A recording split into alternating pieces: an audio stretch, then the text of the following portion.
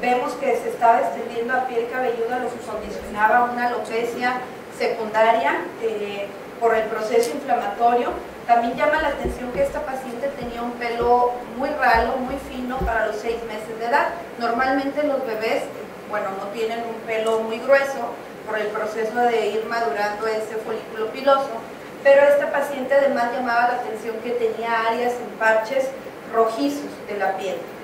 También vemos cómo todo lo que eran los pliegues estaban afectados. Aquí vemos la parte anterior del cuello de un simple eritema a francamente dolor que presentaba la paciente. Vemos la boca afectada y pues bueno, el área genital también era una dermatitis del pañal que no cedía a los antimicóticos que habían manejado los pediatras y que no cedía a las medidas habituales con las que mejoran la dermatitis del pañal. Entonces, para esto ya teníamos 2 meses de evolución con esas lesiones así de severas. Nosotros al verla en consulta decidimos hacer el siguiente abordaje diagnóstico, pedir laboratorios primero en base a buscar infección, porque esa paciente estaba muy irritable y las lesiones no concordaban para tanto dolor, a pesar de que son bastante aparatosas, pensando en una psoriasis como primera intención, que son las del tipo de placas que ella tiene, psoriasiforme. Hicimos un abordaje, laboratorios, biopsia de piel que se tomó en ese momento en la consulta y tomamos pelito que se manda a microscopía electrónica y ahorita vamos a ver los resultados. Teniendo laboratorios, bueno, vemos que tenía una leucocitosis, obvio estaba infectada esa paciente con trombocitosis. A pesar de eso, la proteína C reactiva estaba negativa y vemos en forma importante la elevación de la IgE, lo cual nos orienta a un evento inmunológico alérgico.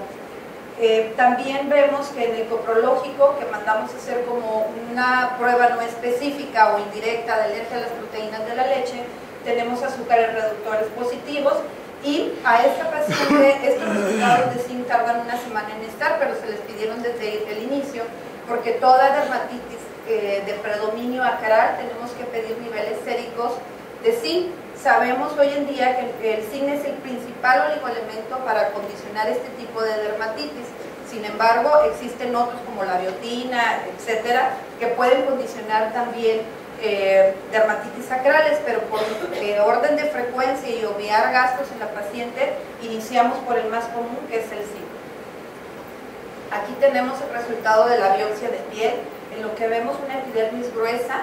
Vemos, normalmente debe estar perdón, así delgado como esta línea, y vemos toda esta línea gruesa corresponde a las capas blanquecinas que veíamos en la fotografía en la clínica, y vemos áreas de paraqueratosis, que son todos estos núcleos que vemos aquí, que esto nos indica un fenómeno de replicación exagerada, porque normalmente en el estrato córneo no debemos de ver núcleos porque ya son células anucleadas muertas que se van a exfoliar.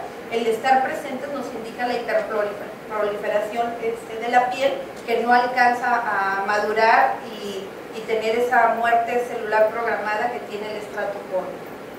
También vemos la acantosis importante, los procesos interpapilares deben de ser por mitad de esto y mucho más angostos, y eso nos indica inflamación. Perdón.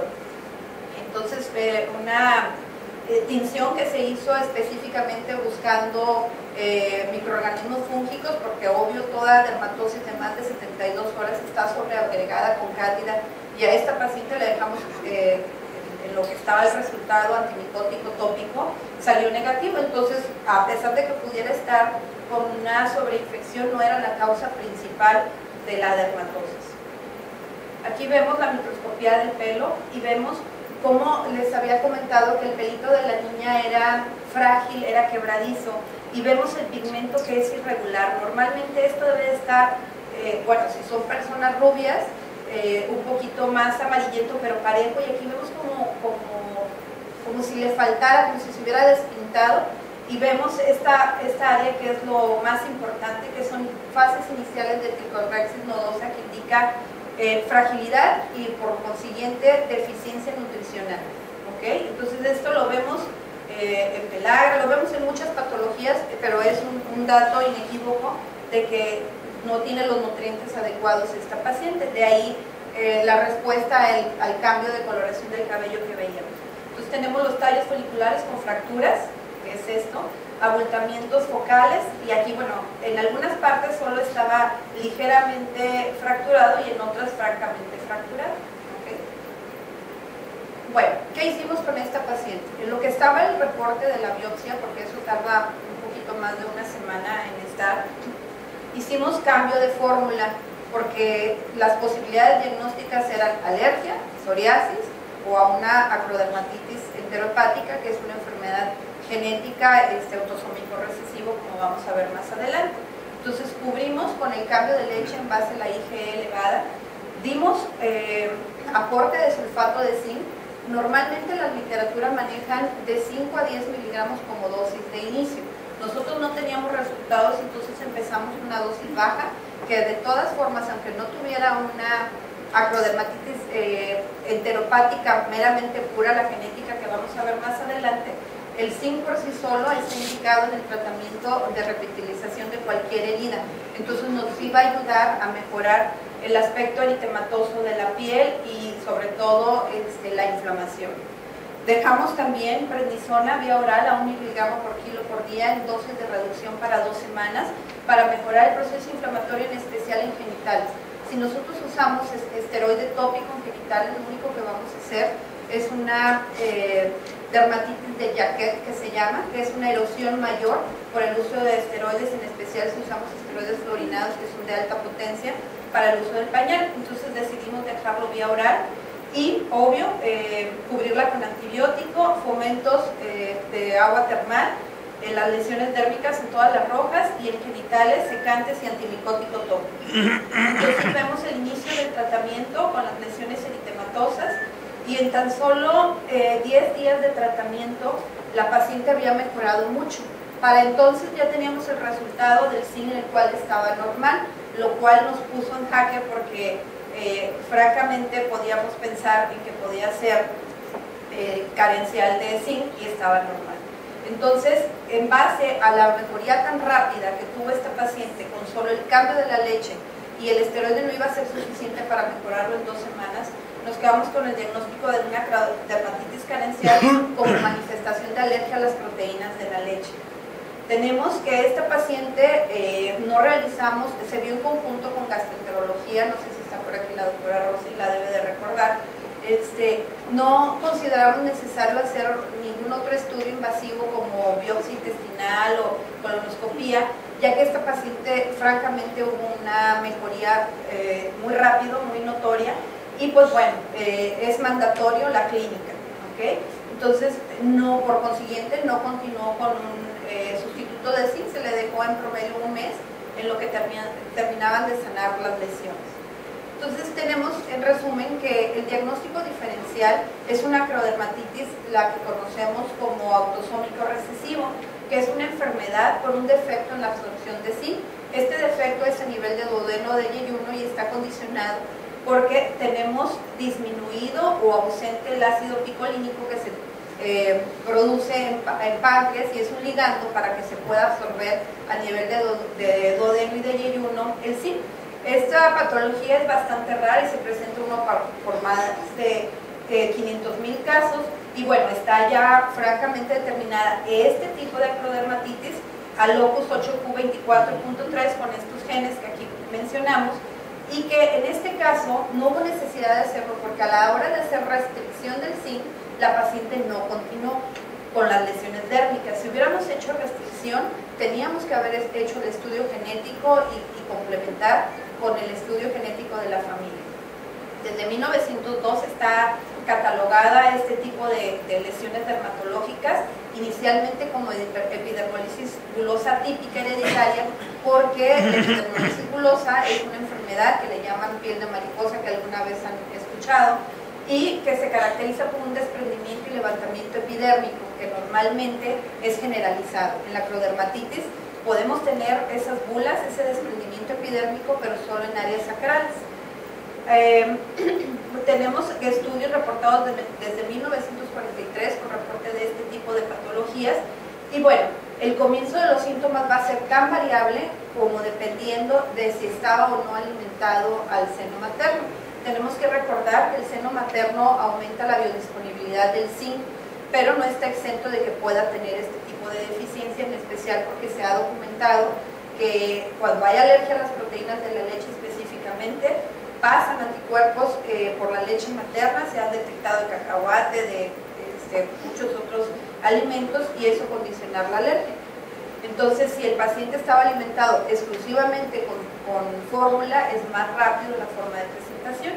Y a manera de resumen, tenemos que el zinc, obvio, va a estar condicionado su disponibilidad a lo que ingerimos y a lo que podemos no solo ingerir, sino absorber. Tenemos que las proteínas y algunos aminoácidos como la histidina y la cisteína nos van a favorecer la biodisponibilidad del zinc, igual que el citrato y el ácido picolínico, que en la acrodermatitis enteropática genética está disminuido o ausente, y esto facilita la absorción.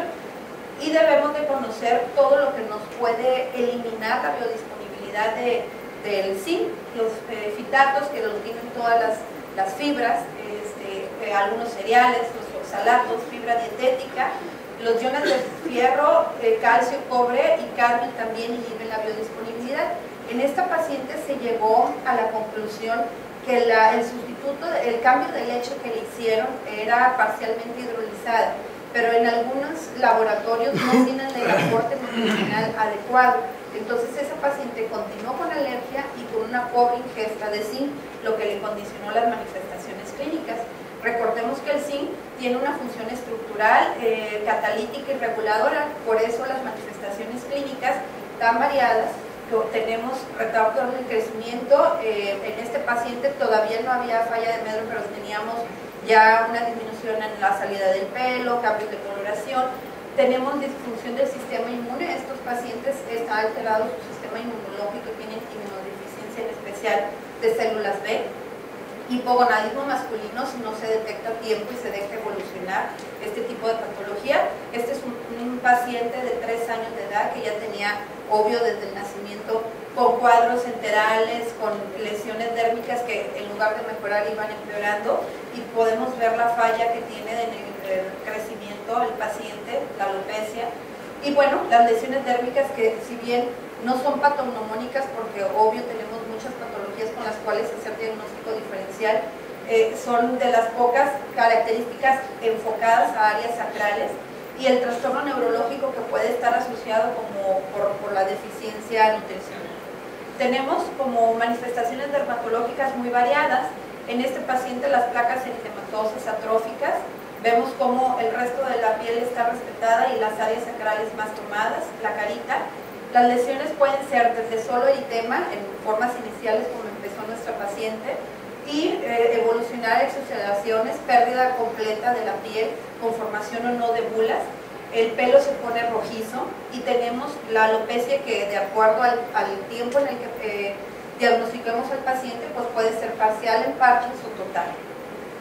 Estos pacientes también tienen atrofia unguial, se les caen las uñas o están disminuido el crecimiento, tienen fotofobia, conjuntivitis, blefaritis y distrofia corneal, por lo cual tienen trastornos visuales también. Y bueno, lo característico es que sea perioral, perineal y zonas sacrales. En la triada clásica de la acrodermatitis enteropática es la distribución que ya mencioné de las lesiones, la alopecia, que nuestro paciente era parcial, y la diarrea que ya se había quitado en nuestra paciente.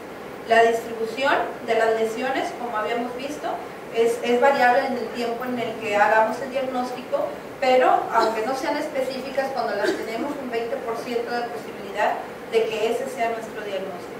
El tratamiento está indicado el suplemento de zinc, y bueno, en la literatura viene de dosis de inicio 5 a 10 miligramos por kilo día de sulfato de zinc, para que después de que las lesiones dérmicas mejoren tenemos que seguir con tratamiento de mantenimiento de 1 a 2 miligramos por kilo día. Y si recordamos, nuestra paciente, la dosis que iniciamos fue de 2 miligramos por kilo día. Y la mejoría es excepcional. En las primeras 4 semanas el paciente está curado. Bueno, la forma que nuestra paciente presentó es la acrodermatitis enteropática LAC. Este tipo de acrodermatitis no está determinada genéticamente, sino que hay un factor que le está condicionando la mala absorción intestinal de zinc. Tenemos que puede ser lactogénica, asociación por un mal aporte en la nutrición parenteral total, o también a otros síndromes de mala absorción, entre los que podemos destacar la fibrosis quística por insuficiencia pancreática, la enterocolitis, y bueno, hay muy pocos casos reportados de alergia a las proteínas de la leche como manifestación de acrodermatitis. De ahí la importancia de que este trabajo fuera aceptado en ese congreso internacional, entre muchos que se mandaron. Tenemos que normalmente la alergia a las proteínas de la leche debuta con urticaria, angioedema, vómito o dermatitis atópica. A diferencia de lo que pudiéramos pensar, en la literatura se menciona mucho más que las manifestaciones dermatológicas son mucho más tempranas que las manifestaciones digestivas, como el primer cuadro que vemos de alergia a las proteínas de la leche. O empiezan con un poco de dermatitis seborreica, o con eritema, o con áreas de eczema, y posteriormente, si no se diagnostica y persiste con la fórmula que no le está cayendo a ese lactante, pues empiezan ya los problemas gastrointestinales, que pueden ser tan variados como diarrea, pueden ser sangrado de tubo digestivo o solo distensión abdominal, pero esos están catalogados como manifestaciones tardías, y tardías son después de 4 semanas. La primera manifestación siempre va a ser en piel. Entonces, la acrodermatitis enteropática LAC en nuestro paciente se asume que fue debida por una alergia que no fue diagnosticada y tratada adecuadamente, porque si bien sí se hizo una sospecha inicial, el hacer un primer cambio de leche no nos garantiza que con eso va a ser suficiente, y se debió de haber dado un seguimiento a esa paciente. Sin embargo, por estar solo en pliegue, se hizo la asociación con que era por el sudor y por lo gordito que estaba la paciente, porque la diarrea se le quitó. Entonces, esto explica por qué no siempre los niveles de zinc van a estar disminuidos en nuestra paciente estaban normales. ¿Por qué? Porque tenía una inmunodeficiencia deficiencia de zinc, pero todavía no estaba tan abolido como para estar disminuidos esos niveles en sangre. Entonces, pues el diagnóstico es clínico y obviamente con el aporte de zinc. Tenemos muchos diagnósticos diferenciales. Cualquier desorden metabólico que nos condicione mala absorción nos puede condicionar deficiencia de zinc. Anormalidades anatómicas, por ejemplo, resección de duodeno por alguna patología tumoral, etcétera. Enfermedades celíacas o insuficiencia pancreática, como habíamos mencionado, la fibrosis quística. Y pues bueno, cualquier reacción adversa a alimentos, no sea solo la proteína de la leche, sino también, por ejemplo, a la soya, a la lactosa específicamente, a cualquier reacción inmunológica nos puede causar una malabsorción y una deficiencia de zinc. Entonces, como conclusión, tenemos que la alergia alimentaria, específicamente proteína de la leche de vaca, es una reacción adversa bastante común que los pediatras vemos en la consulta diaria o los médicos generales. Tenemos que sospecharla aunque no haya manifestaciones gastrointestinales, recordando que la piel es el órgano diana con el que debuta en etapas iniciales. Y bueno, la frecuencia se estima en 8% en cuanto a la presentación, pero se dice que es motivo de consulta hasta más del 20% de los casos y no se llega al diagnóstico. Y bueno, existe una reacción inmunológica adversa, lo que causa la inflamación intestinal y un déficit en la absorción, y no existe un único síntoma patoneumónico. De aquí la importancia de conocer este caso, en el que tenemos todo un espectro de la evolución de la alergia a las proteínas de la leche. La piel es por mucho, hasta un 60%, el órgano diana para manifestar esa alergia, y tenemos que comparte el tracto gastrointestinal con el respiratorio en un 20 a 30%. Entonces, estos pacientes pueden tener rinitis, asma u otra cosa en la evolución natural, debutando siempre con la piel. Y bueno, la alergia puede estar manifestada con incremento de IgE como nuestra paciente o no. Eso va a depender simplemente del tipo de reacción, si está mediada o no por IgE. Entonces, el que tenga negativa la IgE no me excluye alergia a las proteínas de la leche. Se describe el caso como acrodermatitis light porque no se documenta el desorden genético, ya que no hubo necesidad de persistir con el aporte de zinc. Y bueno, es una forma de presentación secundaria de alergia, como ya mencioné. Y bueno, es importante que cuando nosotros detectemos una alergia a las proteínas de la leche, tratemos de ver qué más puede tener de asociación ese paciente.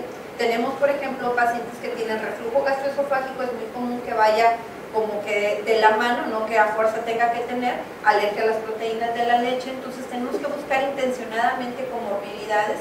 En este caso, del 16 al 42% de los niños con reflujo también tienen alergia a las proteínas de la leche y hasta el 60% de los que tienen alergia pueden desarrollar atopia, dermatitis atópica, sobre todo si ambos padres tienen el antecedente genético.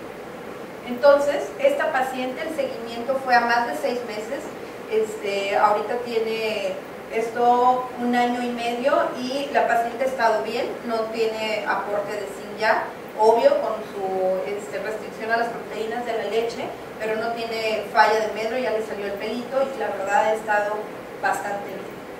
¿Alguna duda?